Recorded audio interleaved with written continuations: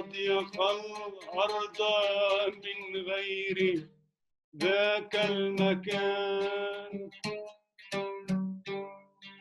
ما أضيق الأرض من غير ذاك المكان، وما أوسع القبر من تحت منار تبغي الجدود، ما أضيق الأرض من غير ذاك المكان، وما أوسع القبر من تحت منابض تبغي الجدود. سكبنا على الجرح وردا، سكبنا على الجرح وردا، سكبنا على الجرح وردا، وسرنا إلى خيمة الصلح، سرنا وسرنا إلى خيمة الصلح، سرنا نصلا يقبل ثغر الوريد، وسرنا إلى خيمة الصلح، سرنا وسرنا إلى خيمة الصلح، سرنا نصلا يقبل ثغر الوريد، وقبل التفاوض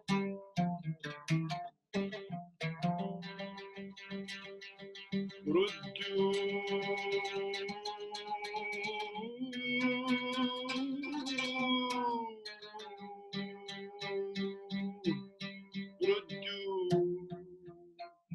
إلى قبرها جثتي، فقد ملت العين، وقد ملت العين وانترى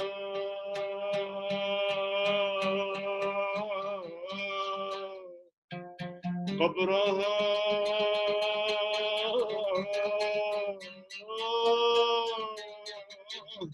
من بعيد. خذوني خذوني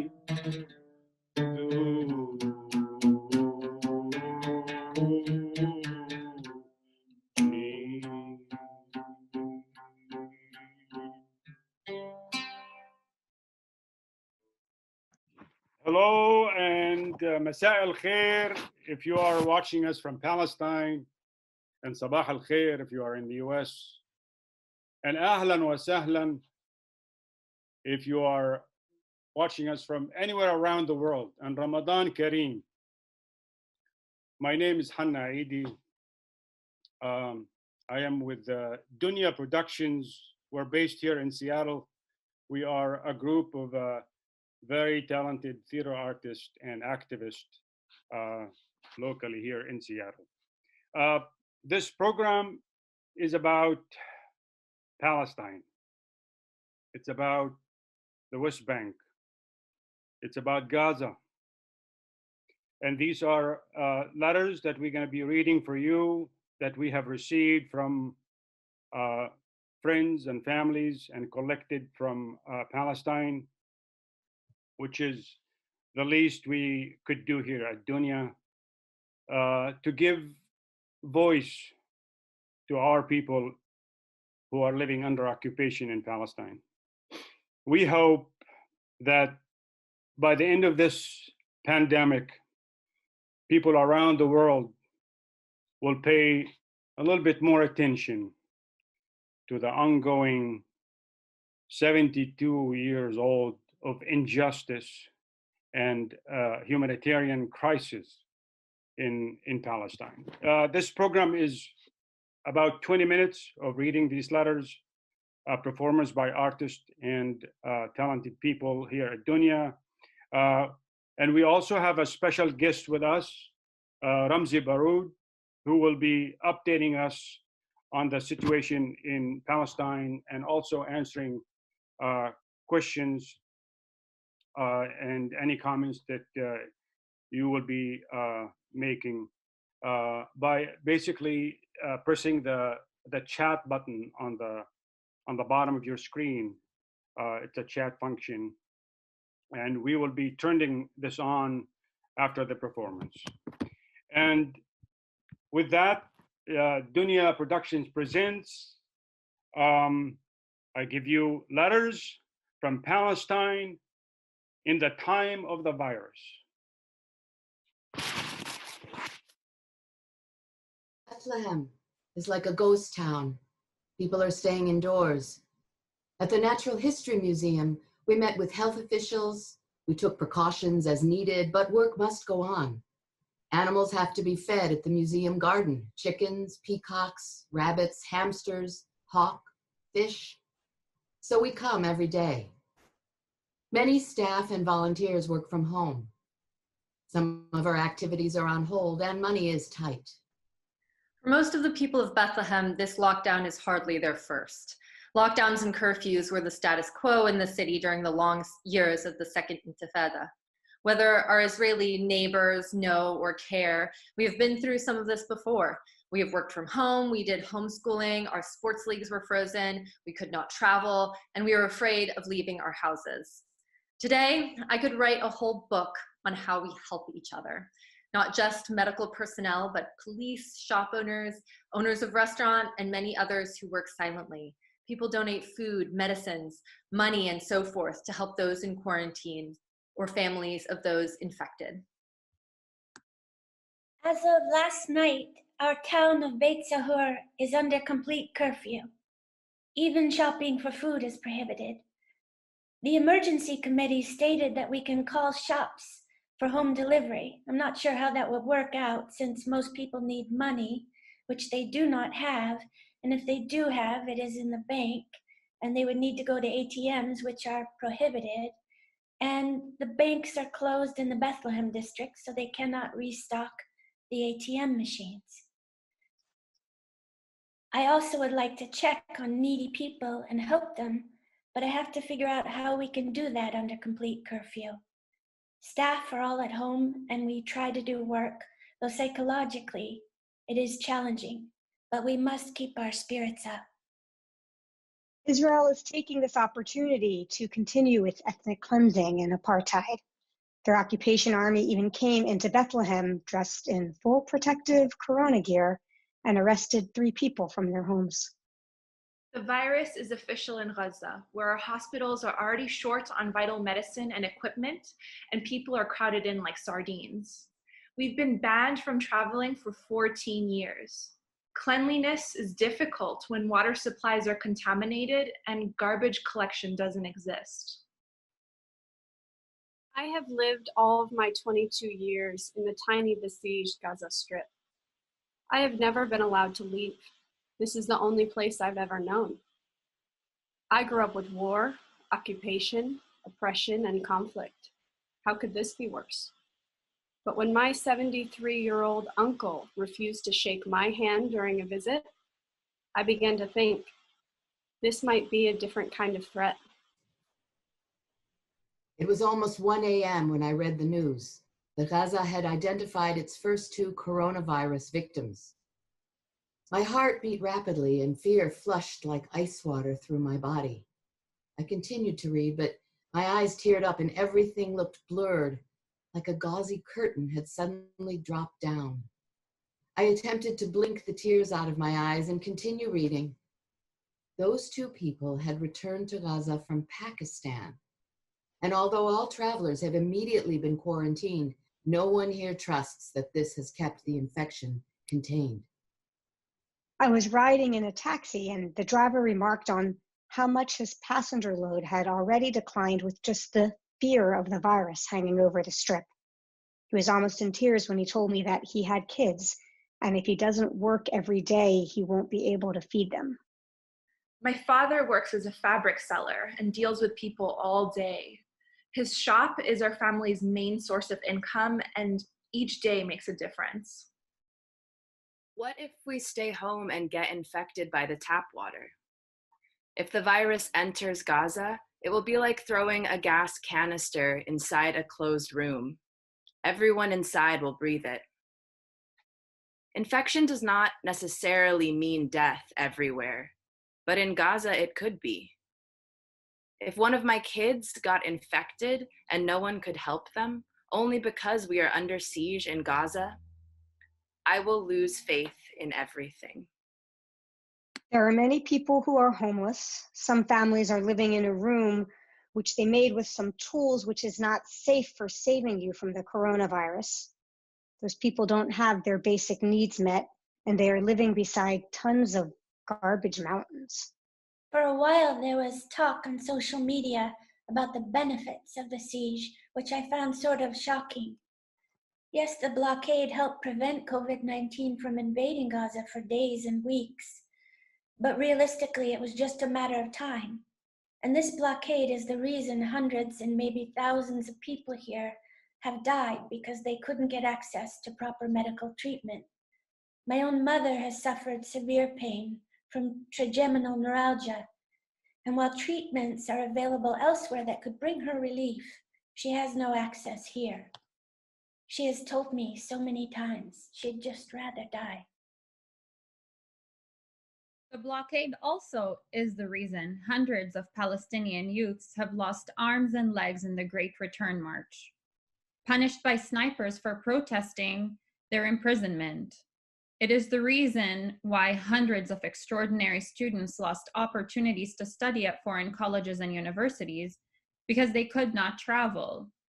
It is the reason why talented Palestinian athletes and artists cannot participate in international workshops and competitions. And it is the reason why our economy is so sick and our unemployment rate is the highest in the world, 70% among young people. The Israeli blockade of Gaza may have protected it temporarily, but now it will prevent us from caring properly for our people. More people will get infected, and Gaza will become the world's latest hotspot for coronavirus cases and deaths. And once the world finally gets a vaccine for the virus, Gaza will be the last to get it. When you see pictures of cities with their famous streets empty, remember the Palestinian refugee camps in Gaza and think about what they call their fertile alleyways. I was raised in one of those refugee camps in Rafah called Block J. Nothing in my language can quite describe what the word camp means to me. On one hand, it's the home where I grew up, the place I associate with my friends and neighbors, and the site of the lone fig tree planted by my beloved grandfather, may he rest in peace. But on the other, there is a lack of sunshine due to the closeness of the dull gray concrete walls, the mud in the unpaved alleyways in between because leaking sewage pipes hang overhead, and people peddling everything from Twinkies to tissue in those very same streets, despite the crowding, because that is the only way they can eke out a living. Imagine telling them they must maintain 6 feet between them if COVID-19 invades. How would they even do that when their homes are so close together with an average of 7 people in one 1,500 square foot space? Where will people be isolated? In homes where 7 people share a small room, without ventilation, without a sink or toilet? And imagine what those other countries would do if they had to manage through this crisis while being controlled by an occupying power. In our case, Israel. In some ways, the coronavirus is like the Israeli army. They both attack innocent people. They both randomly and unexpectedly hit areas heavily populated by civilians. They both scare people and steal their lives. Which is worse? For me, living through an Israeli escalation is much worse. It's more lethal. The Israeli army targets people of all ages and health, buildings, animals, plants, yet the response of the world to the two crises differs dramatically. To the virus, a full-out global mobilization. To Israel's attacks on Gaza, almost no response at all. In Gaza, staying at home isn't enough to protect you. Israeli missiles can just as easily find you there. In Gaza, the first 23 years of my life were lived in virtual lockdown. My father's quarantine was experienced much earlier, as did his father's shelter in place before him. They both died and were buried in Gaza's cemeteries without ever experiencing true freedom outside of their refugee camp in Gaza. As a child, I learned to listen intently to orders barked out by Israeli military officers as they swept through our refugee camp in Gaza, declaring or easing military curfews. Every day, 10 or 15 minutes after the nightly curfew set in, we would hear crackling and hissing of bullets as they whistled through the air from various distances. Automatically, we would conclude that someone, a worker, a teacher, or a rowdy teenager, missed his chance by a few minutes and paid the price for it. Now that nearly half of the population of planet Earth are experiencing some form of curfew or other, we have a few suggestions on how to survive the prolonged confinement the Palestinian way.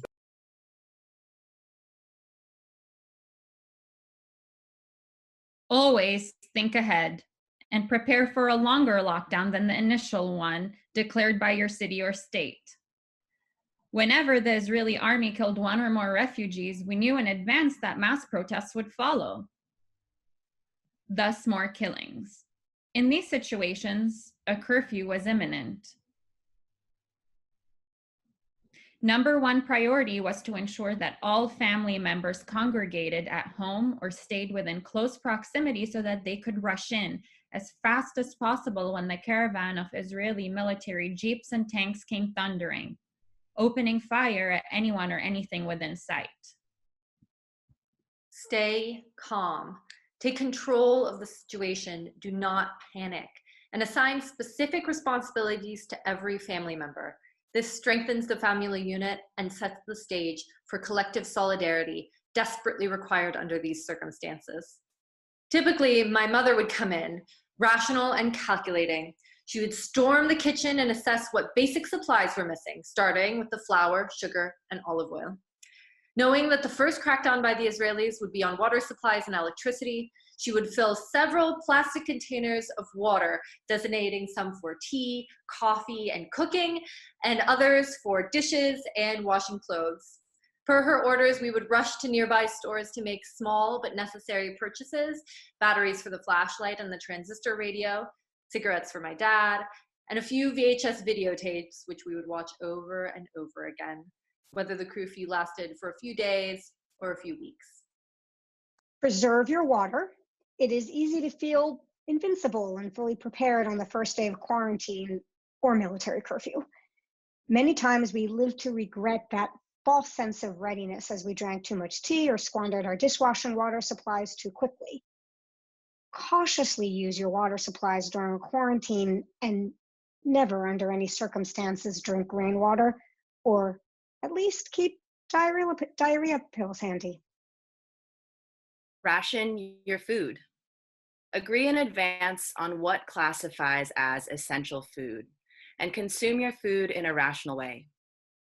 Also, if you are lucky enough to locate Dutch candy in whatever version of the Abu Saddad store in your town, do not gamble it away in stupid games with your brothers all in one day.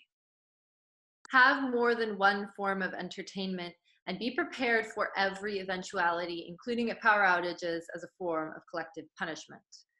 If electricity is cut off, be ready with alternative options: books, free wrestling, living room soccer with the ball preferably made from stuffed up socks contributed by all family members, and of course, candy poker. Find the humor in grim situations. Be funny, don't take life too seriously, share a laugh with others, and let humor inject hope in every hour and every day of your quarantine. Gaza is locked up so tight, even a virus can't get in. Gaza is so poor, even a virus would run away scared. During curfew is when you need your sense of humor most. Take things lightly. Laugh at your miserable situation if you must. Forgive yourself for not being perfect, for panicking when you should have been composed, or for forcing your younger brother to gamble his underwear when he runs out of Dutch candy. Let your values guide you during your hours of loneliness. In curfews, we developed a different relationship with God. God became a personal and more intimate companion as we often prayed in total darkness, whispered our verses so very cautiously as not to be heard by pesky soldiers. And even those who hardly prayed before the curfew kept up with all 5 prayers during the lockdown. What we do have in Gaza is a strong social fabric that holds us together. Our families, our faith, rituals, and traditions. This season, it feels like the generosity of Ramadan is magnified. Despite the risks, youth groups are redoubling their efforts to help families hardest hit. One group contributed their own money and distributed 100 food parcels during the first days of Ramadan. I stand at the balcony singing, "We are here. We are here for all of us. That's why we're here." I close my eyes and imagine a friend at the balcony in the city of Milan. Our souls are brought together so we can love each other. Brother. I see my friends Pam and Kevin in the USA at their balconies. Ignore what Trump says. Sing, "We are here. We are here for all of us." My friends from Switzerland and Germany, Basel and Frankfurt are singing. Let's talk about our part. My heart touching your heart. Let's talk about living. I've had enough of dying. That's not what we are all about. According to the World Health Organization, 97% of all Gaza's water is not fit for human consumption. Even when it is available, doctors and nurses are unable to sterilize their hands because of the water quality. There are only 62 ventilation devices across Gaza, more than 2/3 of which are already used by other patients. There are only 2 test kits, enough to examine 190 people. It was 5 years ago that the United Nations predicted Gaza would be uninhabitable by 2020. The truth is, no amount of preparedness in Gaza, or frankly anywhere in occupied Palestine, can stop the spread of the coronavirus. What is needed is a fundamental and structural change that would emancipate the Palestinian healthcare system from the impact of the Israeli occupation and the Israeli government's policies, of perpetual siege and politically imposed quarantines, also known as apartheid. Looking around us, Gazans see people all over the world experiencing what we live every day: mandatory isolation, unemployment, poverty, rampant illness, and death. We take no joy in that. Only hope that once the coronavirus passes and life around the world returns to normal, that people will remember Gaza, still occupied, still isolated, but perhaps no longer forgotten. I hope that under no circumstances you will ever hear these ominous words, "You are now under curfew. Anyone who violates orders will be shot immediately." I also hope that this COVID-19 quarantine will make us kinder to each other and will make us emerge from our homes better people, ready to take on global challenges while united in our common faith, collective pain, and a renewed sense of love for our environment. And when it's all over, think of Palestine. For her people have been quarantined for 71 years and counting.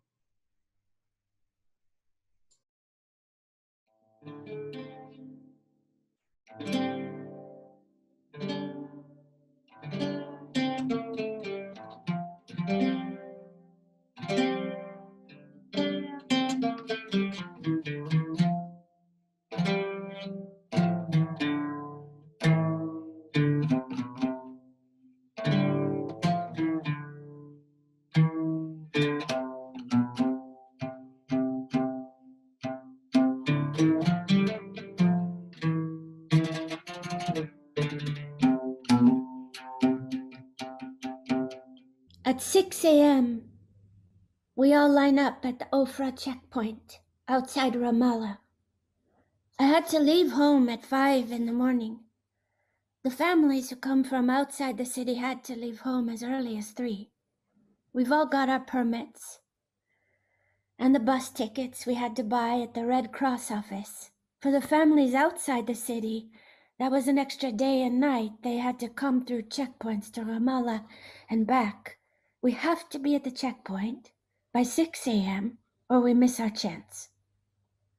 We stand in the cold and wait for the checkpoint to open whenever the Israeli soldiers feel like it. A visit from my family is like a lifeline, like breathing. I spend days preparing for it. I shave and I comb my hair for days. I put on cologne. I know what you're thinking. Cologne behind thick glass. Who's gonna smell it? It's for me, really. Sometimes I tell my wife, I'm wearing cologne. I know she can smell it. After the checkpoint finally opens, we go through a series of holding spaces and wait. Between each room or holding area, we have to go through those metal spoked gates that revolve and can hurt you if you're not careful. Some of the holding areas are outdoors, only partially covered, no chairs, no benches, no place to sit but on the ground or floor. Finally, they herd us into a room with a metal detector and moving belt to x-ray our bags. With soldiers watching through big windows, I show my ID and drop it through a slot to an Israeli officer with rubber gloves, who will run a check on the phone and computer. In a tiny room, they body check me with a wand and their hands. If my bra has metal, I have to take it off. After 3 or 4, maybe 5 hours, it's 9 or 10 or 11 a.m., and we all get taken to wait by the buses. This is the first chance since before 6 a.m.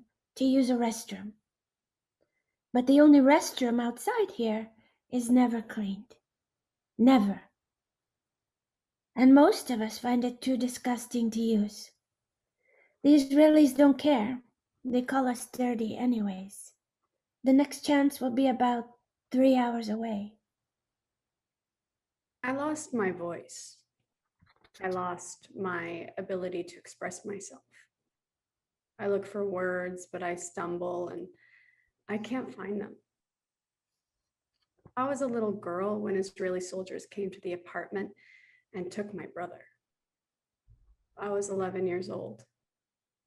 I watched them tie his hands and blindfold them. There was nothing I could do. He's always on my mind. When I work, when I play, when I eat or visit friends, I'm constantly wondering if I'm going to get a call that my son has died or been killed in prison. This is with me all the time. It never goes away. I have nightmares and wake up sweating like I'm being taunted or haunted or stabbed in my heart. I live with it physically every day. It's like I'm in prison with him. In Palestine, we're all in prison. The difference between being inside or outside could be nothing. Could be saying the wrong thing, being at the wrong place and breathing the wrong air, riding the wrong bus or taking the wrong road. You can be picked up for nothing, for one reason only. You are the wrong kind of person. My son went to preschool in Olympia, Washington. He was bright and energetic, and he was Black. So he got tracked as one of those kids. Instead of encouraged, he got corrected and taught he would fail. All his life, when he walks out the door, he's a suspect. My son was arrested in April 2002. He was 18 years old. They arrested my husband as well. He was 47. The Israelis arrested all the Palestinian males in our building. This happened all across Ramallah. They took my husband and beat him up and let him go at night in the rain in his underwear to walk the several kilometers home. He had to lie down for several days after. He didn't know until he got home that our son had not been released. It used to be that you might leave your house and not know if you will make it home that day. But now you go to sleep in your house and you don't know if soldiers will break in and take you away in front of your family. It gets so, it's usual, it's normal, it's everyone. It's our life. It's our children's life. Israeli military law makes it so Palestinians can be held for 6 months without charge or trial. It's called as administrative detention, and they can renew it over and over for years. My son has only been charged, not convicted. He's been in for over a year, but no court date yet. A lot of men in there don't have court dates, and they can be held without trial for years. In Israeli prison, they don't bring you enough food. So you can't get by without money from your family. Everything costs money. Soap, toothpaste, a pen, a book, socks, food beyond the little they give him, even the phone or the video visits, and we get cut off because we can't afford the cost. Your family has already lost a provider. And then they have this monthly expense of having that provider in prison. There's a whole industry that makes a profit from every phone call, every meal, every product that families have to provide. Honestly, if he wouldn't be able to survive in there if I didn't provide financial support. I have to take extra contracts, even if I'm tired or exhausted, because I'm the only person he has. Nobody understands what it feels like to have a child locked up without speedy trial rights, without safe food or a sky to look at. The drive on the bus is about 3 hours. The buses don't have restrooms, and no stops are allowed. One time, an elderly woman really needed to go to the bathroom, but the driver wasn't allowed to stop. The woman was in such a bad way, the driver phoned and had a whole negotiation with the police to give him a one-time permission to stop so the woman could step off and use the side of the road. But by that time it was too late, and the woman had soiled herself. You're allowed 2 letters in a month with a limited number of pages. 2 letters are worth a visit. My daughters learned how to fill the page with very tiny handwriting. A letter from the family is worth half a visit, if the letter ever gets here. Once there was a family where no one was allowed to visit the prison except the 4-year-old daughter. So she had to make the trip by herself. All the rest of us did our best to take care of the little girl, but she cried all day and night. We saw her another time when other family members had been given a permit, but the little girl screamed and refused to get on that bus again, even with her parents. Before his hearing, I would go visit my brother, see him from behind glass. I cried all the way. When they prevented me from visiting, I would cry outside the prison gate. My family would tell me, "Don't cry, your brother will get upset," or "Don't cry in front of the soldiers." We don't cry in front of the soldiers. On the day of his court, I asked to leave school to see him. A soldier stopped me from entering the courtroom. My mother started screaming at them, but they told her if she didn't stop screaming, they would keep her out too. I watched everyone else go in. Then I went to the soldier and I said, "You will always remember that you prevented a young girl from seeing her brother." From that moment on, I felt that this soldier would never be able to scare me again. Our daughter used to do nothing but smile. She still likes to smile and giggle, but now the smile will stop, and a sad, worried look will make you forget the smile was ever there. This will happen when soldiers drive by, or when the phone rings, because it might be her brother from Ashkelon prison. They smuggled a mobile phone into the prison, so sometimes my brother can call. One time I was out and my cell phone rang, but there was no good reception in that spot. I ran all around trying to find someplace better, but I couldn't find one, and the ringing stopped. I was meeting with some friends and I sat down with them. I didn't want to cry, but I couldn't help it. Sometimes it's even harder when the call comes through. The minute he says, "Hi, Mom," my heart breaks. He was always the source of strength for us. He was the brother who supported his little sister. I remember when he bought a large box of ice cream to hide and we ate it together in his room. I remember one year he worked during the school break and bought me expensive shoes. Those shoes were a treasure for me. I wore them every day until they wore out.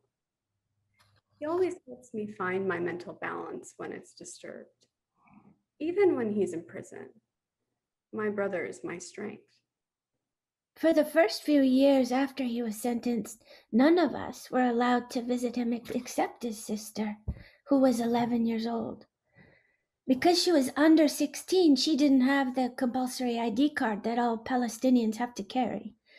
It happens that she was born in Jerusalem, so she could show her birth certificate, and she was allowed to travel across Israel.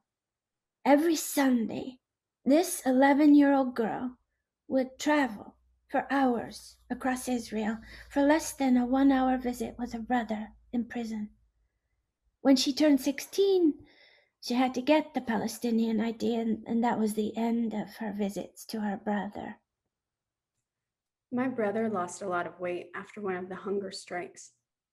He suffered from intestinal problems and did not go to the bathroom for more than 10 days. This was the most important topic discussed in our home. My husband is over 45 years old, so even when none of us were allowed, he was supposed to be able to visit our son. He traveled all the way down to Beersheba in the Negev desert to see him. When he got there, they told him he couldn't visit after all, because, like most Palestinian men, he had spent time in prison himself. I had a dream last night. I dreamed I was back in prison. Most times I feel like I'm in a dream and none of this is real. It's like my son has died. But I don't know how to grieve when he's still alive. When holidays come around, I get very depressed. Last year, the entire month of December, I checked out of society. I couldn't face anyone, so I decided to give myself permission to be depressed the entire month. I decided that that would be a form of self-care, to be kind to my mind and body and just feel my feelings. But people can't understand. I feel like the only person I can have this conversation with is my son.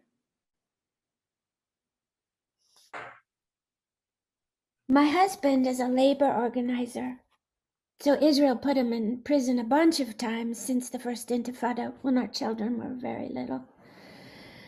He was gone long enough one time that when he came home, our very young daughter didn't know what to call him. She did the best she could and gave him a special name for a while. She called him Amo Baba, which means Uncle Daddy. He's been in there more than once, and when he comes out worse. He doesn't want to be touched. He's got anger that won't be stopped. He's learned more violence. Whatever values he had, whatever self care and self worth he had, whatever ways he had to cope, those get battered. Whatever problems or traumas he had, those get aggravated. Prison is violence. They force him in, they do him harm, and they spit him out, and he comes out the worst version of himself. I'm his mom. I'll never stop loving him for a minute, for an instant, but sometimes I can't take it. Sometimes when he's like that, it's too much for me. My wife is a therapist, but it's hard for her to work because she's experiencing trauma herself. My daughters grow up faster than they want to. They don't like feeling that it's making them tough. They had to work hard to keep hope alive. 9 years, they keep reminding themselves it's better than a sentence for life. My son got COVID-19 in jail. The guards don't wear masks. They go in and out of prison. The whole 2 weeks he was sick, the jail wouldn't treat him or give him meds until the last 3 days. He's still dealing with after symptoms. I had nightmares. I would wake up at 2 or 3 or 6. I was sure he had died from COVID. After the 3-hour drive, we get to the prison. They let us off to wait outside on stone benches. It's usually about 1:30 or 2 p.m. And here, the restrooms are usable. This will be my only chance to use a restroom until I get home late at night. In a couple more hours, by 4 p.m. or so, my turn will come for the visit. 10 hours or more since we left home. I'm allowed 45 minutes to speak with my son by telephone on the other side of a glass wall. I fight for every second of those minutes. If the guards turn off the phone line a few seconds early, I fight for those few seconds. Yeah, they do it. They turn off the phone line, and I yell at the guards, "Hey, open the line back up. I'm still allowed 5 more seconds." Every day, I wish time would run fast, but during the visit, I wish for the clock to stop. We can't talk about his case or how he's changed because all those calls are recorded. I can't find out if he's really okay, if he's being mistreated or being beat up by the cops in there.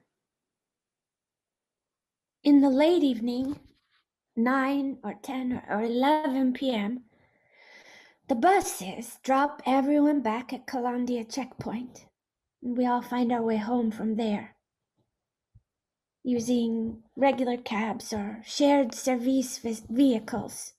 For me, that means riding into Ramallah and catching another vehicle to our house, maybe half an hour. For those in the villages, it's longer. They might reach home past midnight after one bathroom stop in early afternoon and a whole day and night under guard. When my mother got seriously ill, they granted her ongoing permits to visit her son every 2 weeks for a period of 1 year. But she was already weak, and it took her days to recover from each visit. So she couldn't do it every time, and sometimes she would have to stay home and be miserable for missing any chance to see him.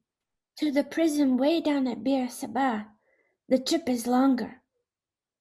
More buses go there. More visitors are squeezed into smaller waiting rooms. One room, sometimes they might have 55 visitors waiting in a 15-foot square, unventilated space. People get dizzy and faint all the time. Only one bathroom for 8 buses full of people. Sometimes prisoners tell their families not to come visit because they can't stand seeing their families treated like prisoners. Sometimes when I try to walk in the morning or meditate or listen to music, I feel guilty for having these pleasures when my son doesn't even have clean water or healthy food. I give my dog better food than what they get in there. If people knew what was happening in jail, they would be appalled and the system would change. But nobody cares or wants to hear about it, and the prisoners are locked up, out of sight, out of mind. If people knew what was happening in jail, they would be appalled and the system would change. Yeah, it could change. The first thing is they could admit that prison is violence. Prison is violence. They could acknowledge that prison is violence against our loved ones and against us when they treat us like not even human and stick their fingers in our mouths or make us take off our underwear and gaslight us every day and tell us our loved ones deserve it. Like telling a woman she deserved it because she wore that dress. Like, not even human. They could admit that when Black or brown or poor people ask for protection, we don't get it. They could admit that they don't build prisons to keep us safe. They don't build prisons to keep us safe. They could give us back our children. They could give us back our children. They could give us support in our own communities to live and survive, and to find ways to hold each other to account. Find ways to hold each other to account in our own communities. If you want to rehabilitate people, you don't lock them up and pass them to the wind.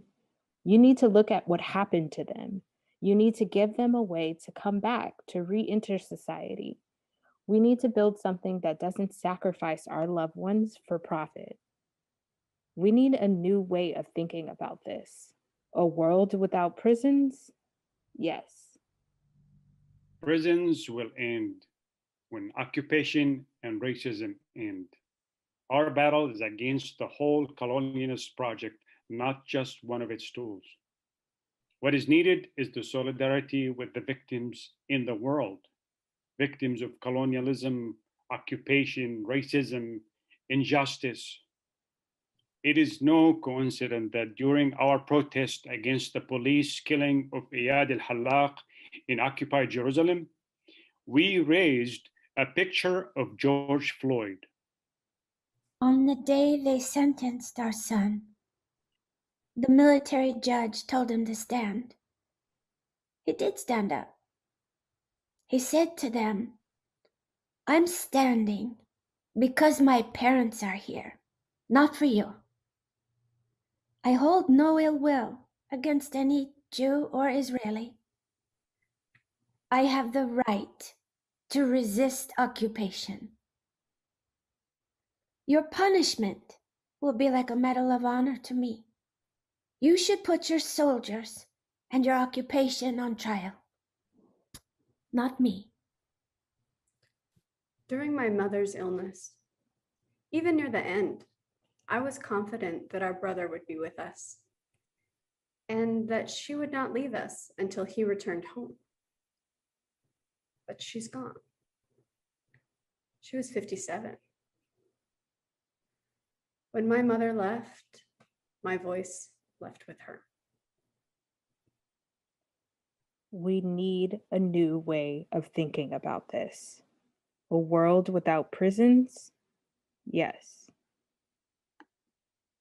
I am one of 7,000 Palestinian political prisoners who believe that injustice will fail while liberation and human dignity will be fulfilled. Regardless of how painful it is, we will never deviate from that road. Their occupation and their racist state, no matter how long, is temporary.